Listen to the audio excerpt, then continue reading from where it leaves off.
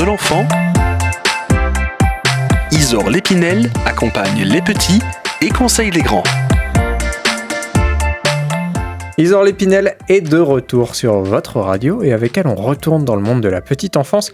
Aujourd'hui, Isor, on va aborder un sujet tout aussi stressant que celui du mois dernier quand on est jeune parent. Comment on trouve une crèche? Et on commence avec vous par le commencement. À quel moment on commence les recherches? Alors c'est vrai que choisir une crèche pour son bébé, c'est jamais une mince affaire. Parce que y a toutes sortes de questions qui fusent et entre les exigences attendues et les disponibilités des structures, en fait les recherches peuvent finalement être plus longues et plus difficiles que prévu. C'est pour ça qu'il vaut mieux entamer les démarches à partir du 3e mois de grossesse. Donc c'est vrai que d'ailleurs c'est pas toujours évident de se projeter très tôt dans ces questions-là et que ça peut être un peu anxiogène, mais c'est quand même hyper important d'anticiper le plus possible car les places en crèche c'est un peu une galère et vraiment c'est pas facile à obtenir. Et je conseille aussi de confirmer la naissance de l'enfant auprès de la structure choisie pour que la demande ait plus de chances d'aboutir. Les parents, ils peuvent d'ailleurs se sentir un petit peu perdus pour choisir un type de crèche, parce qu'ils veulent forcément ce qu'il y a de mieux pour le bébé. Il y a différents types de crèches d'ailleurs. Oui, il y a différents types de crèches.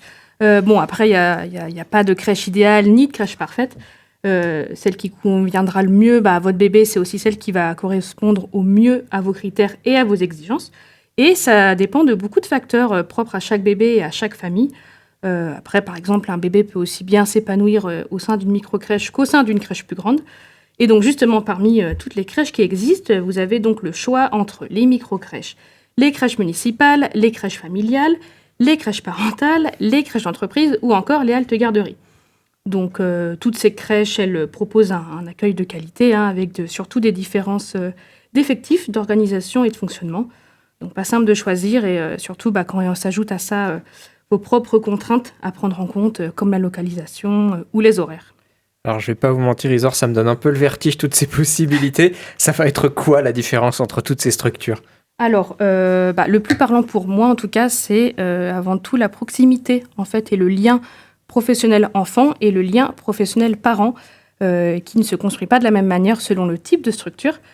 Les micro-crèches et les crèches parentales, en fait, elles ont une plus petite capacité d'accueil, donc environ 12 enfants pour les micro-crèches, où les enfants, d'ailleurs, évoluent ensemble dans le même espace, et 25 enfants dans les crèches parentales. Donc, elles ont une vraie volonté d'intégrer les parents à la vie de la structure, et sont des crèches où les enfants sont un peu plus coucounés. Alors, pas qu'ils ne le soient pas dans les autres types de crèches, mais de par cette plus petite capacité d'accueil, ces crèches, en fait, elles mettent en avant un vrai accueil individualisé. L'approche au sein des crèches collectives, familiales ou d'entreprises, elles peuvent être différentes de par leur plus grande capacité d'accueil. Donc les enfants sont souvent séparés d'ailleurs par tranche d'âge, donc ce qui correspond aux bébés, aux moyens et aux grands. Et l'accueil est parfois un peu moins individualisé parce que les professionnels ont moins de temps car plus d'enfants à s'occuper. Donc parce que c'est vrai que ces crèches peuvent accueillir jusqu'à 60 enfants, certaines plus. Donc indéniablement, plus le nombre d'enfants augmente, moins les professionnels vont avoir du temps pour observer réellement chaque enfant et elles ont également moins de temps pour discuter le soir avec les parents ou en tout cas plus difficilement. Et le tarif est également différent si la crèche relève du secteur public comme les crèches municipales ou d'un organisme privé comme c'est le cas avec les micro-crèches qui sont généralement plus chères. Je vais supposer que les organisations aussi vont différer en fonction du type de crèche. Oui, tout à fait. Au sein d'une crèche parentale, par exemple, les parents sont très investis. Donc, ils doivent participer à la vie de la structure et effectuent certaines missions. Alors qu'une crèche familiale, elle propose aux parents un accueil de leur enfant au domicile d'une assistante maternelle et leur enfant va aller à la crèche une fois par semaine, sur une journée ou sur une demi-journée. La halte garderie, elle, par exemple, elle assure plutôt un accueil occasionnel où les enfants sont accueillis généralement à hauteur de quelques heures ou en demi-journée par semaine. Et ensuite, l'organisation interne varie aussi d'une crèche à l'autre en fonction du nombre d'enfants, comme je l'ai évoqué un petit peu tout à l'heure, et aussi en fonction du projet pédagogique.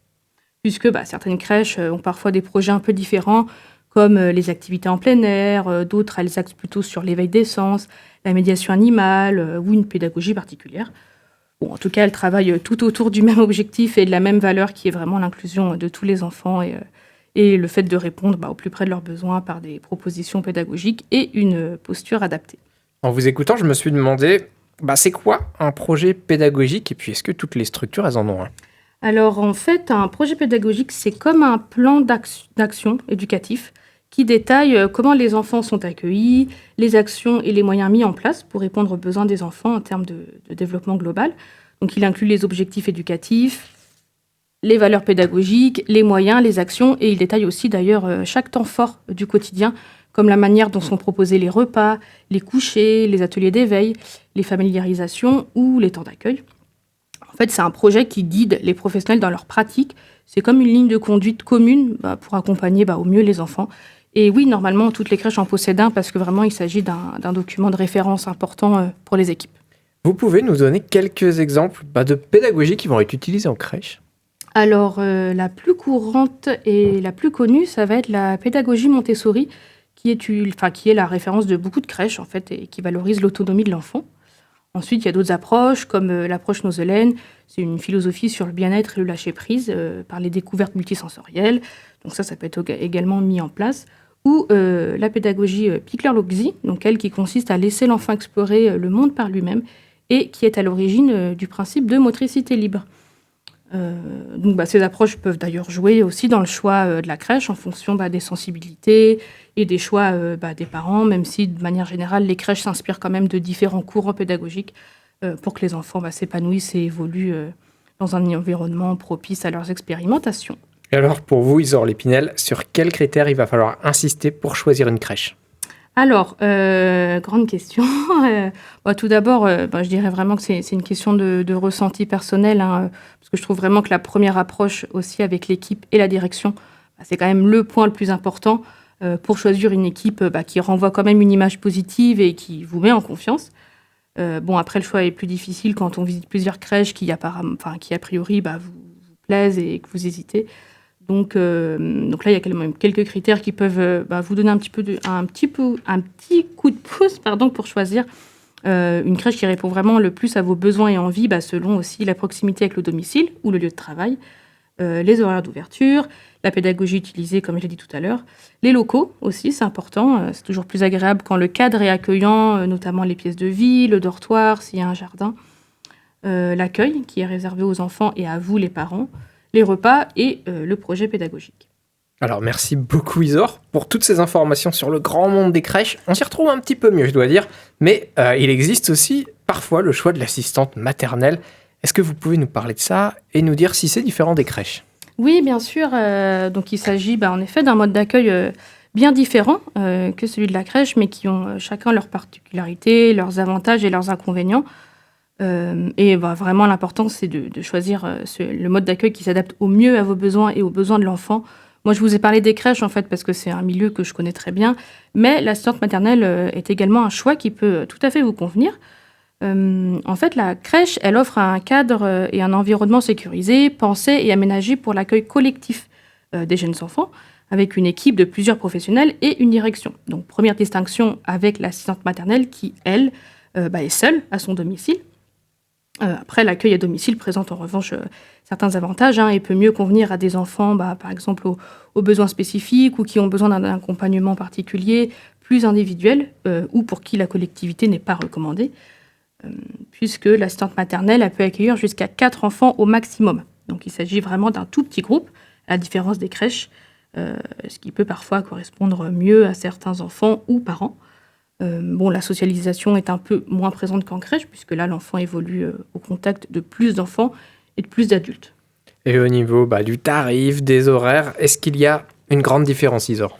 Alors, au niveau du tarif, la crèche est généralement quand même le mode d'accueil le moins coûteux et est pratiquement ouvert toute l'année, puisque en fait, les professionnels effectuent un roulement pour prendre leur congé, ce qui assure un relais presque constant pour pouvoir justement assurer l'accueil des enfants, avec aussi des possibilités de remplacement. Ce qui n'est pas le cas pour l'assistante maternelle, puisque elle, quand elle est en congé ou malade, il faut trouver une solution d'accueil en attendant et parfois dans l'urgence. Et pour les horaires, ils sont aménagés généralement selon les besoins des parents dans les crèches, comme ça peut être le cas aussi chez les assistantes maternelles. Maintenant, on a des vies pour faire ce choix important avec un petit peu plus de tranquillité d'esprit. Merci Isor Lépinel. Je rappelle au passage qu'on peut, si on a envie de plus d'informations, vous contacter via votre entreprise autour de l'enfant. Et évidemment, on vous retrouve dès le mois prochain. Et cette fois-ci, ce sera pour nous parler des frustrations chez les jeunes enfants avec évidemment quelques pistes pour nous aider à mieux gérer tout ça.